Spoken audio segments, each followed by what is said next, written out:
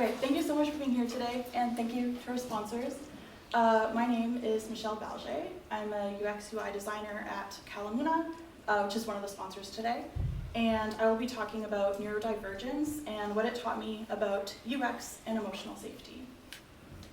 So I do want to start with a little exercise, just like a mindfulness exercise. Do this, well, not amongst yourself, just with yourself as an individual.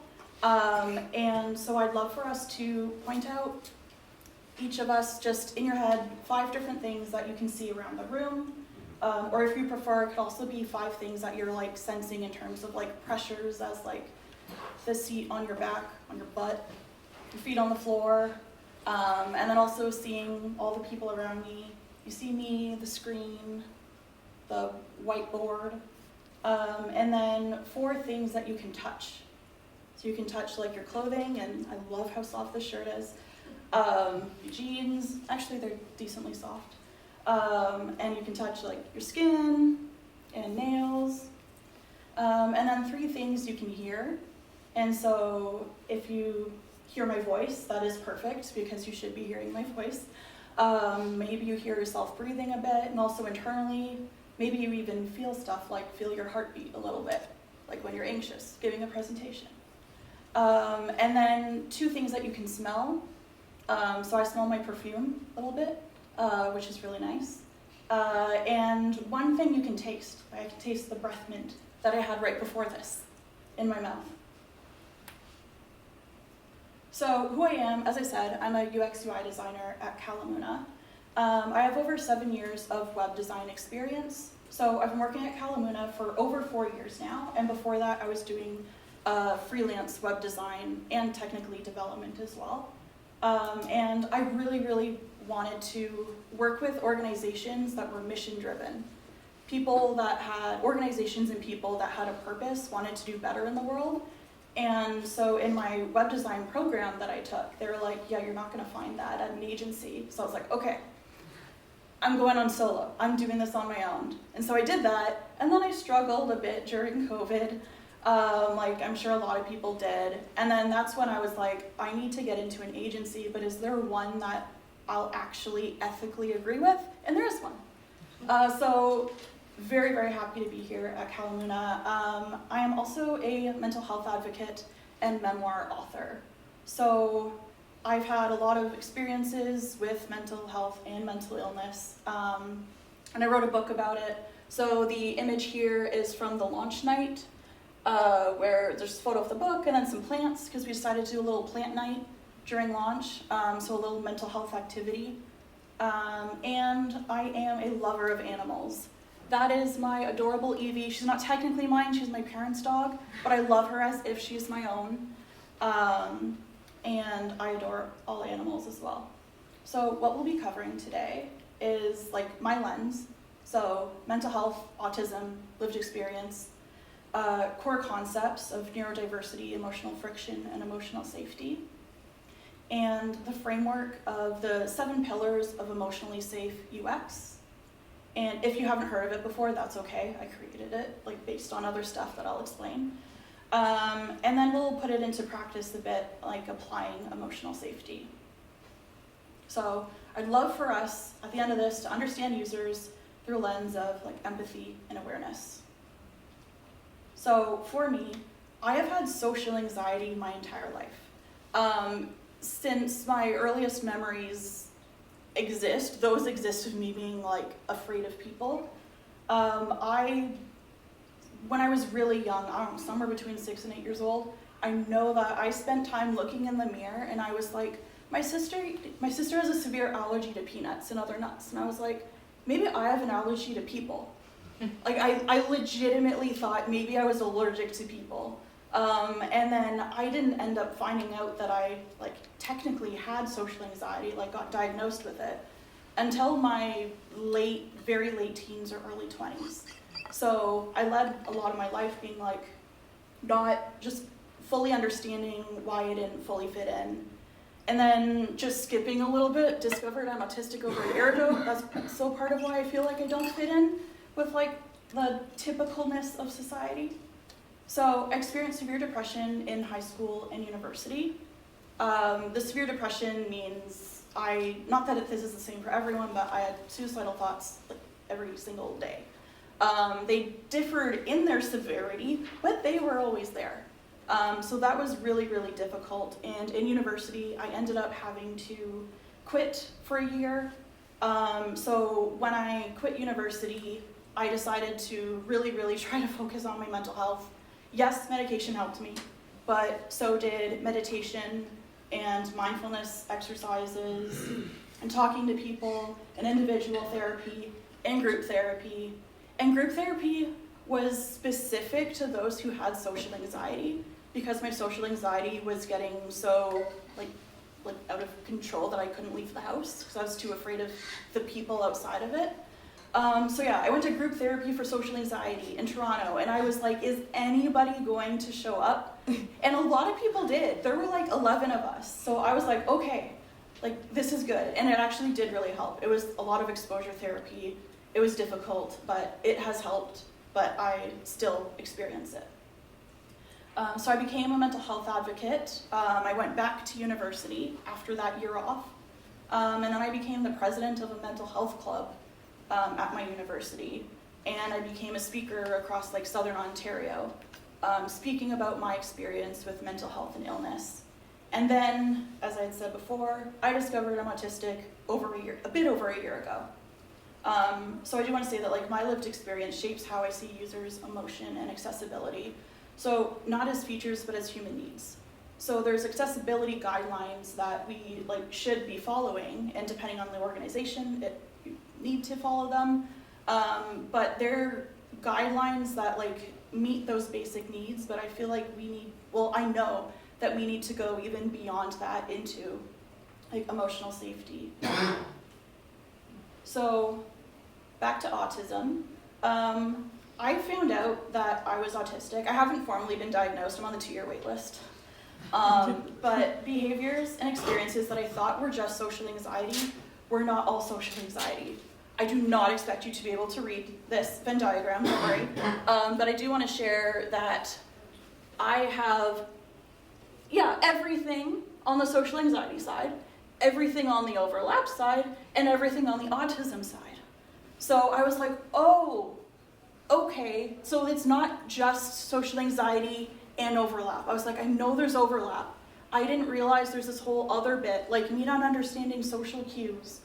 It's like, I just thought that was part of social anxiety. It's technically not. So I ended up researching all aspects of autism, and that led to past experiences and behaviors making a lot more sense. So autism impacts me in the biggest way. I just understand myself better. So with these like past experiences and current experiences throughout my whole life, like I can only wear really soft socks.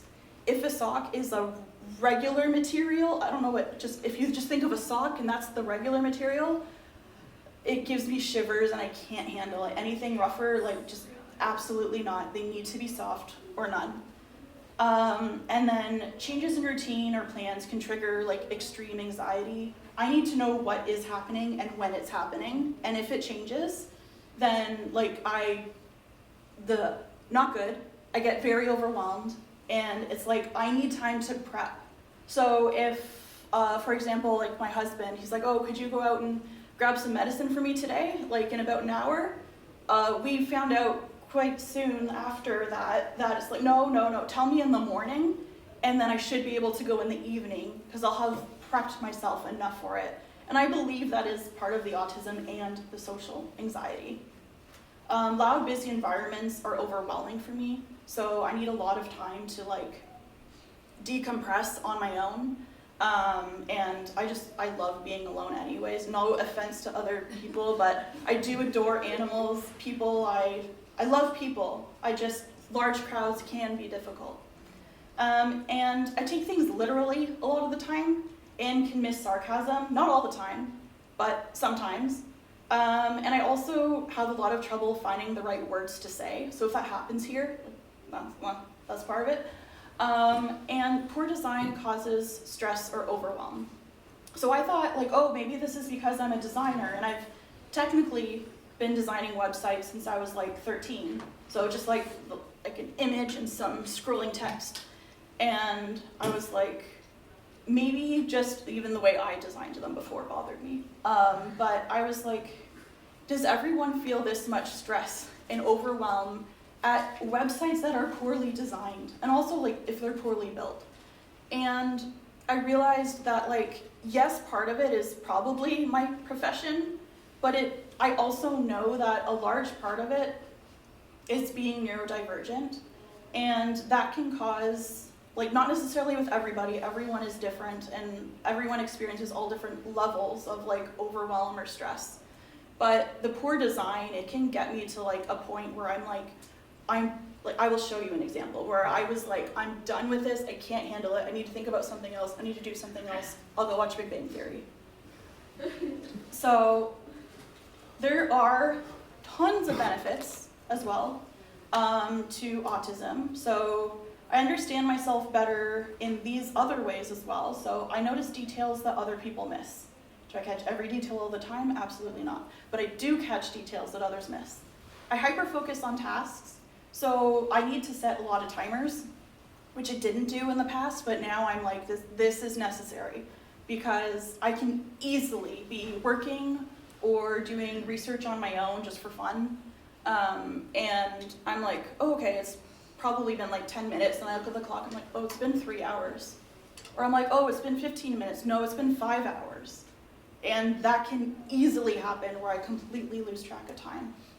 As I said, I love to research anything and everything. I love exploring my favorite interests deeply. And some of my favorite interests are like monkeys and apes.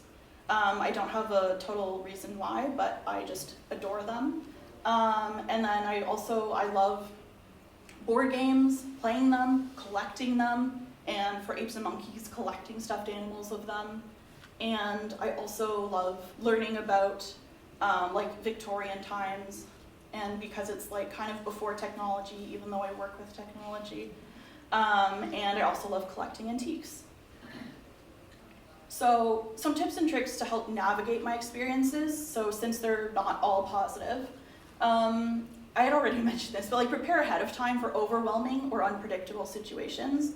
And sometimes you just don't have a chance to prepare ahead of time. So you also have to be sure to set boundaries. So if I have to say like, I can't go to that or I need to leave early, I'll do that now. Explaining my needs to others is really helpful. And that gives them like the why as to, and not that I owe them an explanation, but I'm pretty open, as you can tell, about my like experiences. And then understanding the why for myself makes me more compassionate towards myself. And I do just want to share this book that's really helpful. It has over 100 ways to recharge, de-stress, and unmask. Self-care for autistic people. It's just a really helpful book for if you're like, I'm feeling this, what can I do? And then it has a really nice list of different things that you can go about through daily life. Oh, okay. So let's look at what is neurodiversity. So neurodiversity recognizes there's no single way to think, feel, or experience the world. And when you're neurodivergent, it means that your brain functions outside of the dominant societal standards. And this includes those with like autism, ADHD, dyslexia.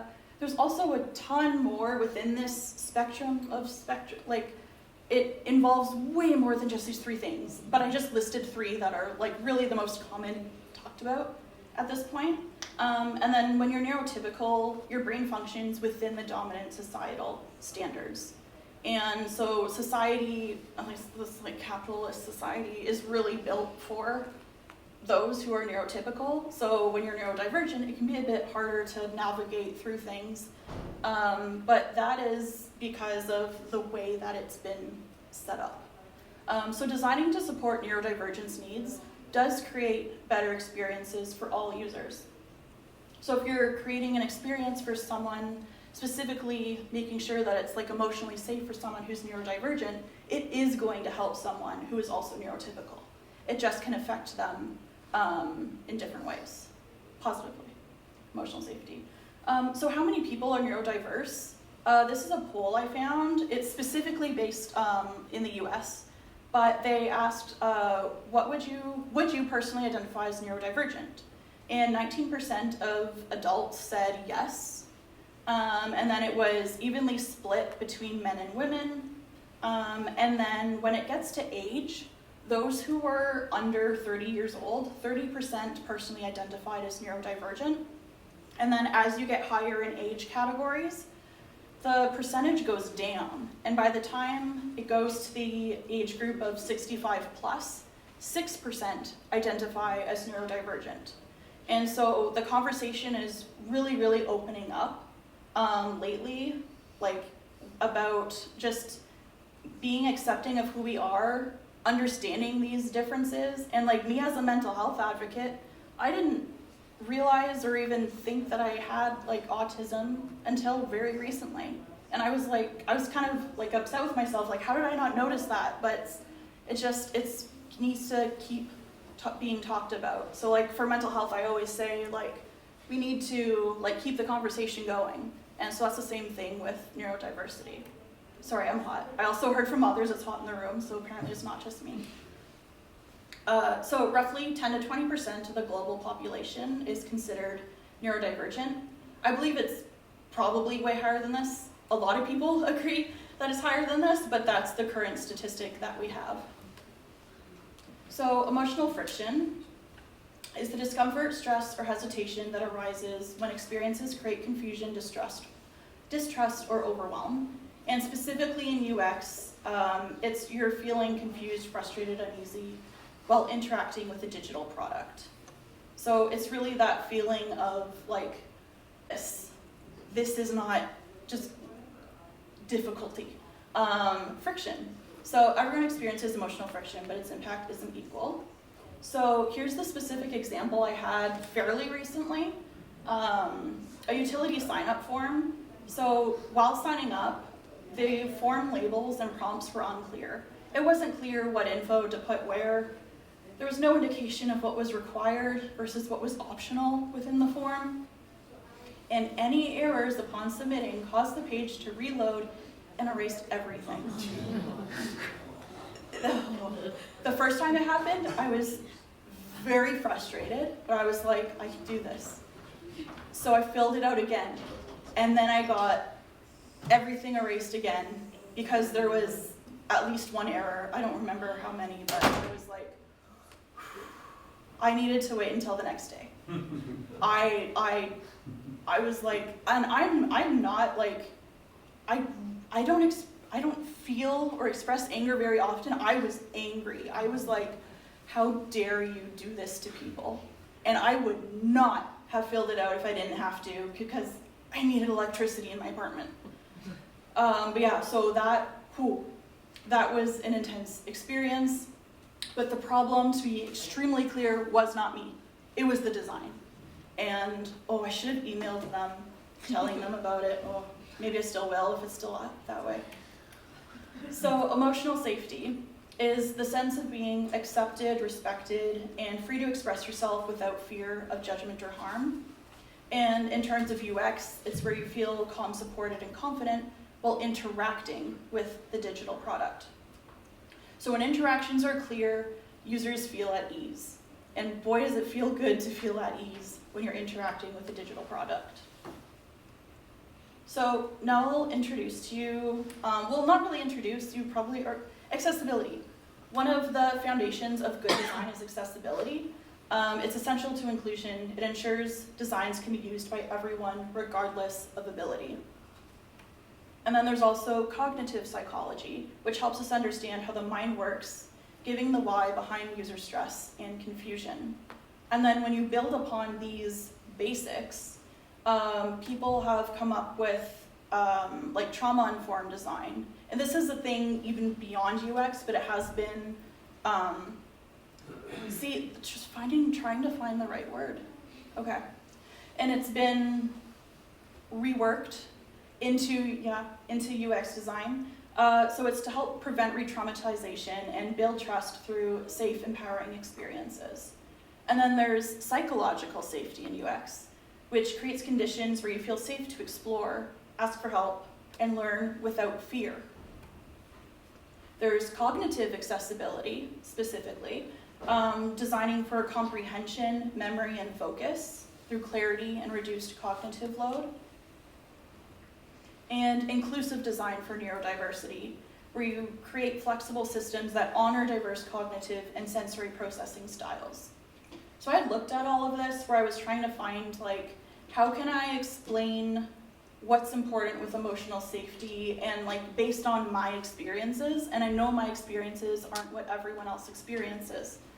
But I came up with the 7 pillars of emotionally safe UX for what makes me feel safe, but also, sorry, a hair.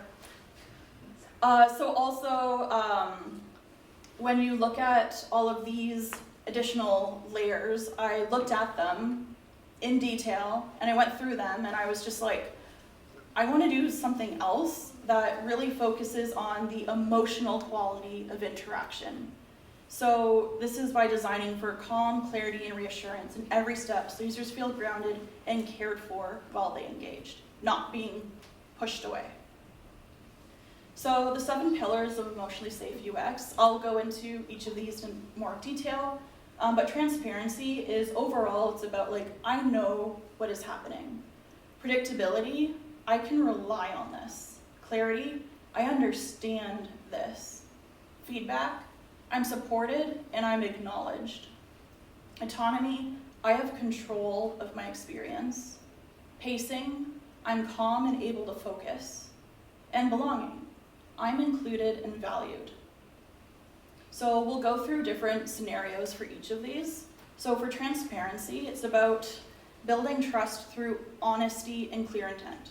So be upfront and open about what's happening, why, and what users can expect. So in this scenario of not transparency, is a user tries to cancel a subscription but faces hidden steps, guilt-inducing messages, or unclear outcomes. So this can cause a wide range of impacts. It doesn't mean you'll experience all of these impacts. Maybe you experience one, maybe you experience all. And then from there, you can experience them to different degrees. But the impact is that a lot of people may experience, especially if you're neurodiverse, having these experiences even more intensely, is a loss of trust. It's like, I don't trust this organization that is trying to guilt me into keeping a subscription. And I don't even know if my cancellation went through. And confusion and anxiety. It's like, why are they doing this? And it can cause a lot of anxiety and frustration or overwhelm. Being frustrated over, it's why would they do this to me? And what are the next steps? And what is going to happen? And abandonment. Like, maybe I'll just go through my bank instead to cancel this subscription. I can't deal with this here. Or maybe I'll call people and then have the people in this organization have to figure it out when it could have been done online. So the fixes for these are design for honesty. Be very upfront and just, if people are trying to cancel subscriptions because they want to cancel it, be accepting of that and use plain non-pressuring language. Don't pressure people into staying. But if we give you 1 more month free, no, just be nice.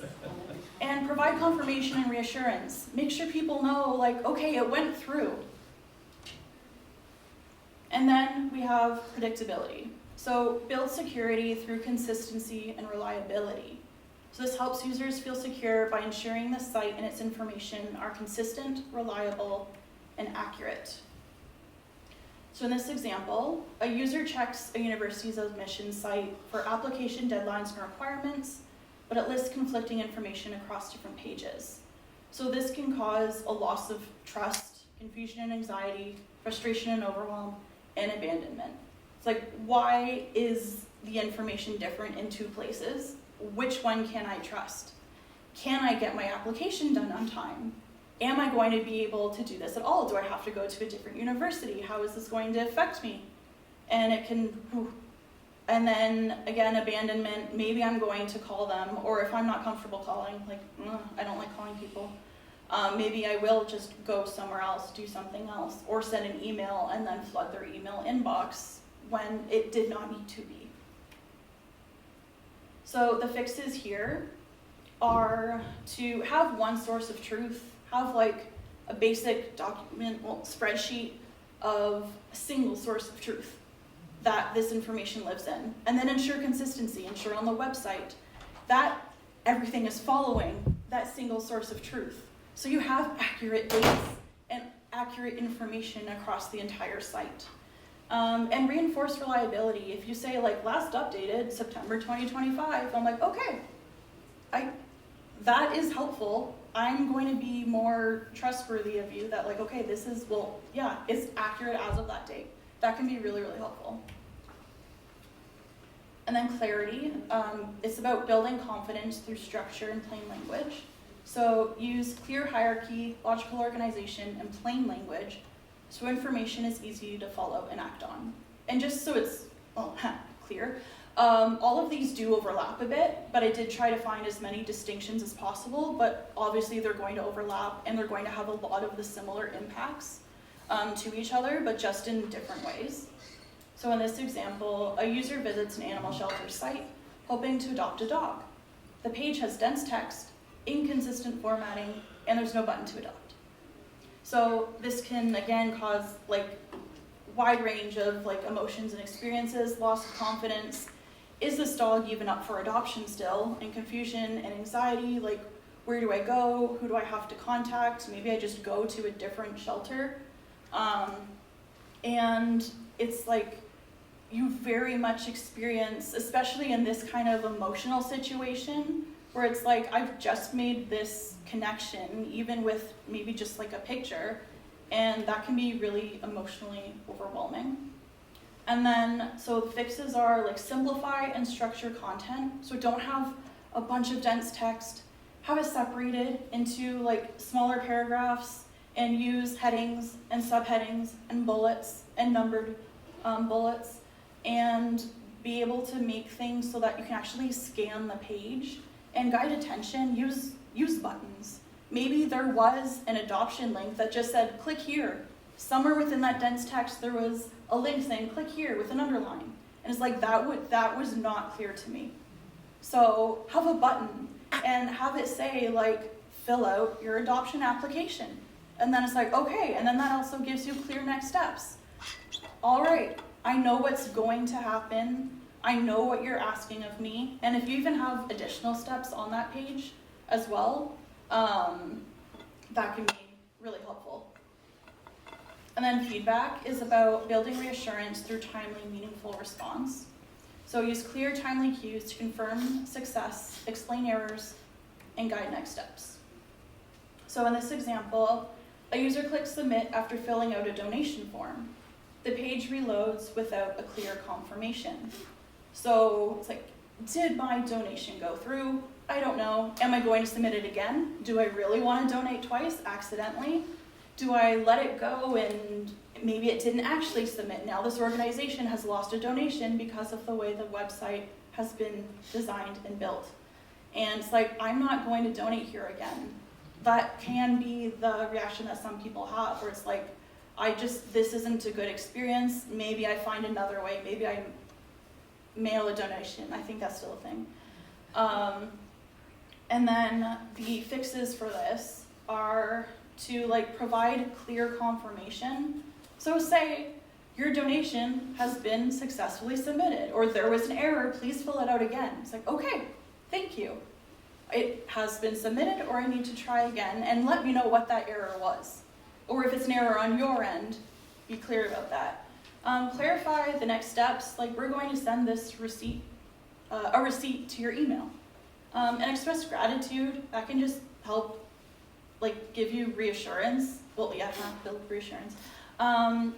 Express gratitude. Thank you for giving this donation. It's helping in this way. And that's honestly, all of these fixes are benefiting the user and the organization. So for autonomy, it's about building comfort through choice and self-direction. So let users make choices and control how they engage, communicate options clearly, and respect boundaries. So in this example, a user fills out a form to request more information, but they aren't told whether they'll be contacted by phone, text, or email. So for me, this is like any form online, if I have to fill out my phone number, I probably am not going to fill it out at all, the form. And like, also it's like, I don't know what you're going to do with my information. I don't have a choice. And it's just incredibly overwhelming. And it's like, well, if I gave you my phone and my email, how are you going to contact me and how are you going to use my information? So the fixes here are to empower choice. Just give people the option. Would you prefer to be messaged back or notified by email, phone, or text? And it's like, oh, thank you, okay. Give me a text.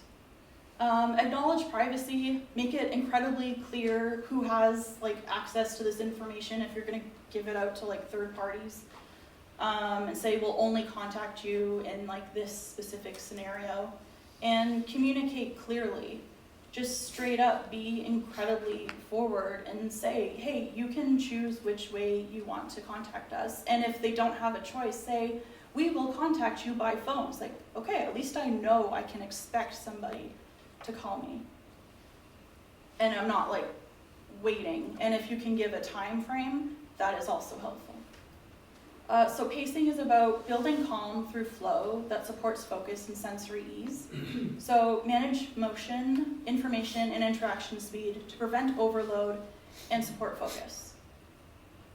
So if a user arrives on a site with a carousel that autoplays and there's no progress indicator or controls, that can cause a lot of stress and distraction and loss of control. Loss of control in terms of like, I can't, where's the pause button? Why is there no way to pause this? And confusion and frustration and abandonment. And it's not just carousels, it's also like videos. And if this is TMI, I apologize, but I had some mild food poisoning earlier this week. Very mild, but I was like very sick to my stomach. And I went on LinkedIn and there was a bunch of, this person's celebrating this, that person's celebrating that. And there was no way, at least I didn't know of a way to like stop those animations from happening. And I was like, oh, like the motion sickness that didn't end well. So that was a really bad experience that could have been avoided. And I do want to, they may have an option to stop motion. I'm just not aware of that. And also if I have browser settings to do that, I did not set those up. So I want to at least make that clear. So yeah, that can have negative impacts. So to help fix this, don't autoplay. Please don't have autoplaying carousels, autoplaying videos. Just don't. And if you feel that you must, have a pause button. That is extremely helpful, and don't have it like super, super small and hidden. Make it so it's actually like visible. And add progress indicators. So when you're using a carousel, not that many people are actually even clicking through them, to be honest, but at least be able to see how far you are within the content. So if you're scrolling and then you're like, oh, this is never ending, and you don't realize, it's actually starting again, and I had no idea where I was within it. And use movement sparingly across the site. Use like gentle transitions and allow people to have the option to stop motion. And hopefully the minimal transition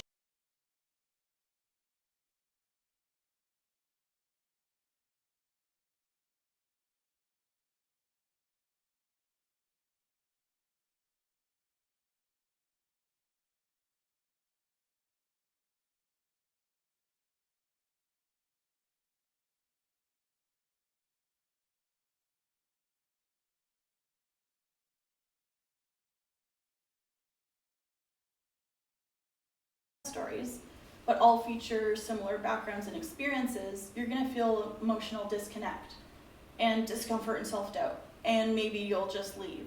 It's like, why is nobody that looks like me or acts like me or has like, just, there's so many obviously diversity is so diverse, but it's like, why are they just showcasing these certain people's success stories? And is there a reason why I'm not there? And it can cause a lot of anxiety. So the fixes for this are to show representation. And show representation, like if this is like a big city, then with the high population of X, then have the images and like a high population of X. And then for the fixes, use inclusive language. Don't isolate people through language, just be inclusive of everybody, and using plain language is always the easiest, especially if English is not your first language. And acknowledge different perspectives. Everyone has a different perspective. Everyone has different experiences in life. Acknowledge that. So putting things into practice, I do want to say that when we're recognizing emotional friction versus safety, sometimes it could look similar or the same. So interpret emotion through the user's goals and situation. Sometimes hesitation can mean thoughtfulness, not distress. Some friction could reflect the task's difficulty, where it's like, that's just the way it is. It cannot be any less difficult than it is, and it's not poor design. It's just because of the nature of the task. So, where to find emotional cues? You can find emotional cues in user testing. And you'll want to observe like tone, pacing, and language. So make sure that people are talking throughout the entire session about what they're experiencing, what they're doing, what they're feeling. And also, if there is a lot of, it's like, they're feeling emotional friction. They're like, I don't know where this is, or this isn't working the way I expected it to. And then body language and facial expressions, being able to follow those, and then obviously the movement and actions on the screen. Is this like flowing the way it should be? Are they completing the task as we expected them to or hoped them to? Or are they just kind of lost?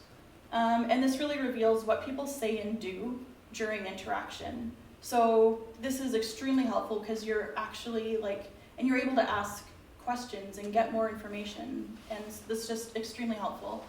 And then there's also user interviews where you can again notice the tone, pacing, and language. Also which parts they linger on or gloss over.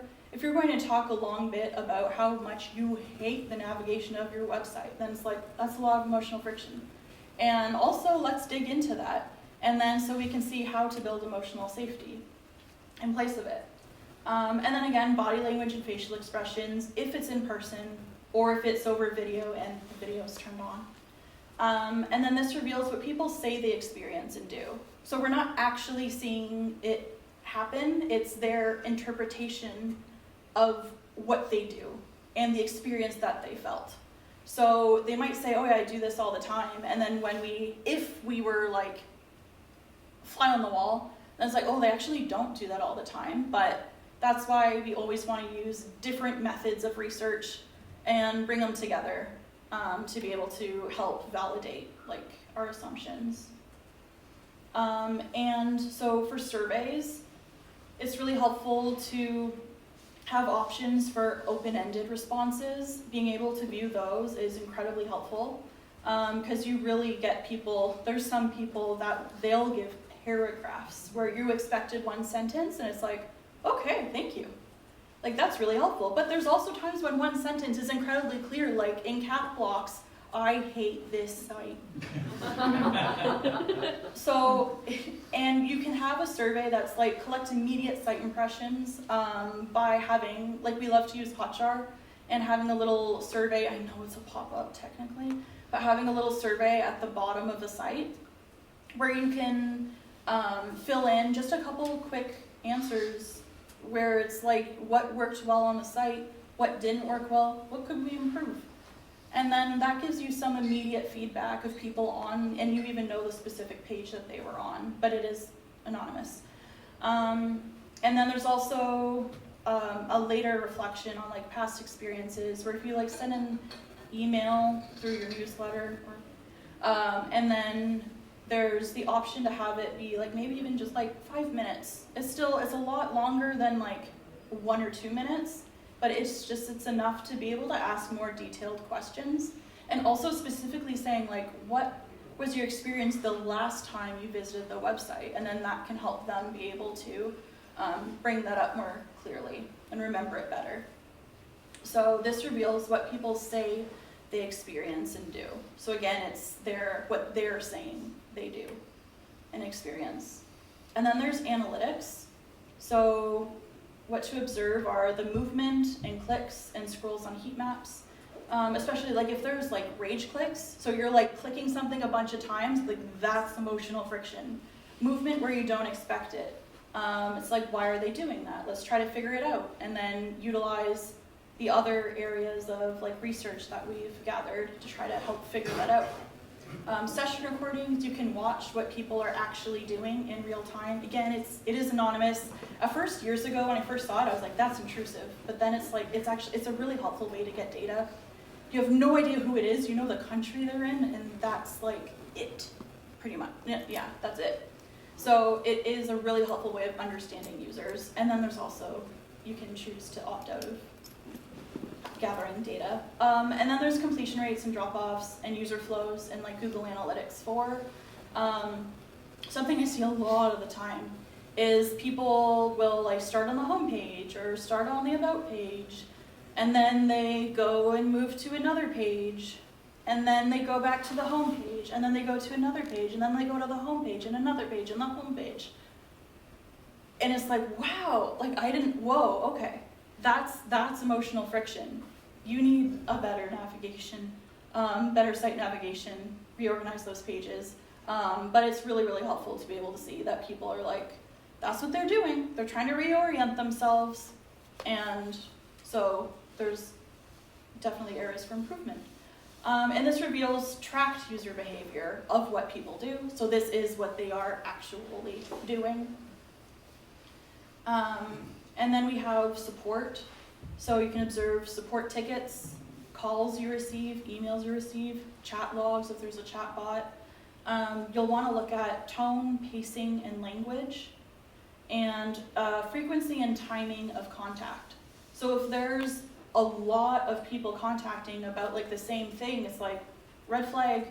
And if the timing of a contact, if you just made a change on the website or a big change and now you're getting an influx of like emails and calls, it's like there might be a reason for that. Keep track of these and like note the common themes. And then also this shows whether users reach out as the site intends or expects.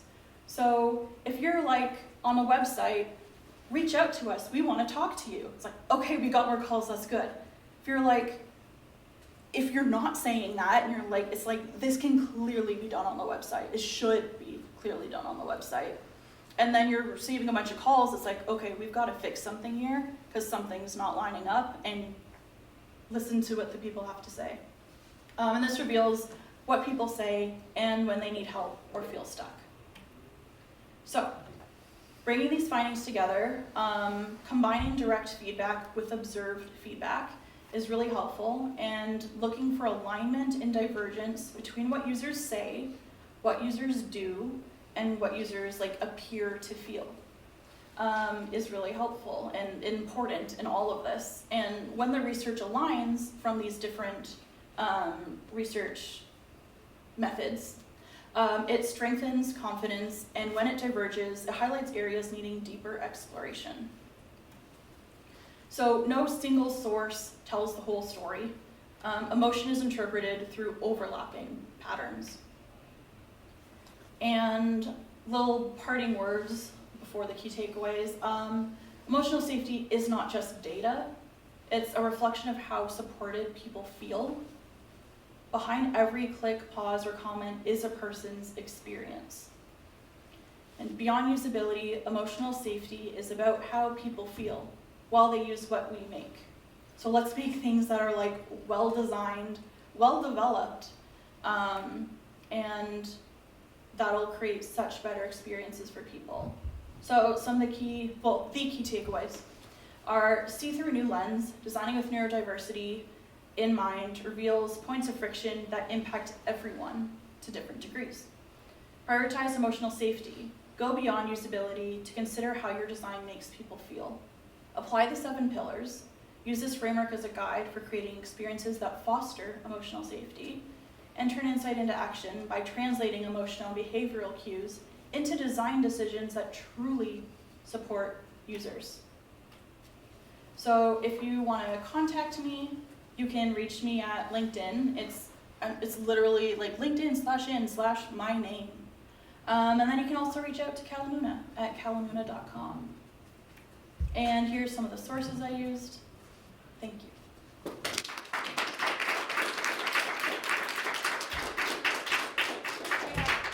Are there any questions? Yeah? Pardon my voice, and it's not that great today. You touched very briefly on the impact of pop-up noise a few minutes ago. Yep. And I'm just wondering what somebody might encounter if they have the sort of accessibility concerns that you're talking about when they see a pop-up modal or encounter one, or possibly even two if there's a chatbot also present on the page. So when there's a pop-up present on the page, we want to make sure that, well, ideally there aren't pop-ups. Honestly, they can bring, like, yes, they can work to help convert, but they can also create a lot of stress. I recommend not having pop-ups. I feel like it's really different when it's like a survey that is just like very bottom of the screen. You have the option to make it bigger. It's not interfering with your interaction of the rest of the website, and it's also temporary. But a pop-up, like talking with like a client where they're like, oh, we really want to have this email pop up, and where should we put it on the page? And I'm like, are you okay with not having a pop-up? You can incorporate it in different places. You can incorporate it like underneath, like at the bottom of blog posts, and give people an incentive and explain what they'll get. And you can also have it, if it's super, super important, have it somewhere on the home page of like sign up for a newsletter. And then again, it's helpful if it's like receive our exclusive document about this. And have it in the footer. It's on every single page. And that's like, those are so much better, because yeah, when you have the pop-ups, they can just create a lot of negative experiences. I hope that answered that. Totally, thank you. Okay. Yeah? How would like a chatbot which helps you like scheduling interviews, or like going through the page more, or getting more information about the page which you won't be able to get at the first glance, but it's there at the navigation and other pages, so wouldn't that be more helpful? Can you So repeat the question? Oh yes, sorry. No worries. So with like chatbots, whether that's like being helpful or not, they can absolutely be helpful. It depends on the specific scenario, the specific organization. Also, it's helpful to do research beforehand. Like there's a client I'm working with where it's like, okay, an AI chatbot might actually be a really helpful solution for them, because they have a lot of people that have English as a second language and low digital literacy. And so they're going to have trouble navigating a website any other way. So answering those questions, like through a chatbot or an AI chatbot, like being able to ask it stuff there, then you can have things that are misspelled. You can have different like synonyms and different ways of wording things. You can have that kind of long-winded question that you might have, and it can help give different responses that way.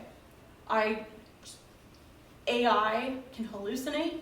It is not 100% accurate, making that completely clear, but it can be helpful to help answer questions and navigate. And also if it's like, even, oh, like, did this answer your question? No. Provide your contact information so they can contact you to get a response they're actually looking for. Yeah. Crispin? You had your hand up before? Yeah, I have my hand up. So in response to the pop-up question, Yeah. another alternative to consider is an alert banner. Right? Oh It's yeah, just right. Simple, streamlined, integrated, that can still draw attention to the eye, but without disrupting the entire flow of the experience. Thank you. That's literally the advice I gave the people yesterday, and I forgot that part of the advice today. Thanks. Can you repeat that to me? Yeah, sorry. That's okay. So it was about following up with the pop-ups, that having an alert banner at like the top of a website can be another way to like have your people subscribe to your email list if you have that at the top, and it's not intrusive, and it has high visibility. I think we're out of time. Thank you.